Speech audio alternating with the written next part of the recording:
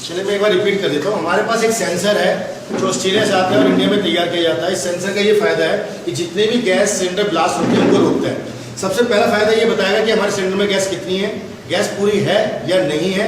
ये हमारे पास मेजरमेंट है। अगर सिलेंडर सुई पूरी ऊपर आती है तो उसका गैस हमारा सिलेंडर पूरा भरा हुआ है, सुई अगर नीचे है तो सिलेंडर में गैस कम है। दूसरा फायदा इसका ये है कि इस तरह से हमने इसको प्लान करना है। पहले इसको रेगुलेटर की जगह लगाना, उसके ऊपर इसके रेगुलेटर फिट हो जाएगा।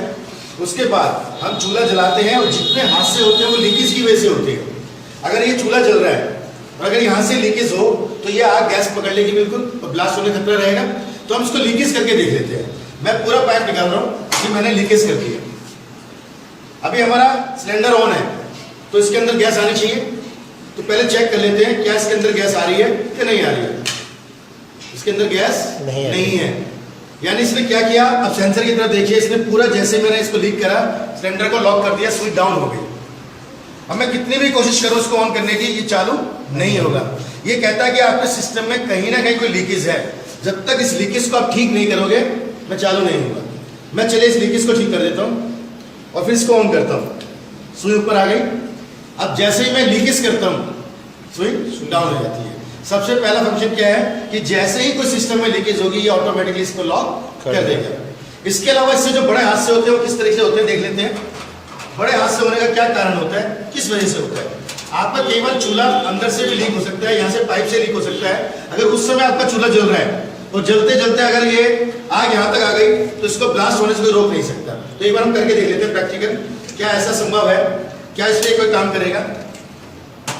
ये मैंने चूल्हा जला दिया और अब जलते जलते मैं यहां पर आग लगा के देख रहा हूं कि क्या हुआ। जैसे ही मैंने जलते हुए चूल्हे पे जहां चिंगारी दिखाई पाइप को आगे किया, एकदम फौरन इसने लॉक किया और गैस की सप्लाई को बंद किया और आगे गैस आने से बिल्कुल रोक दी, यानी हादसा नहीं हो सकता।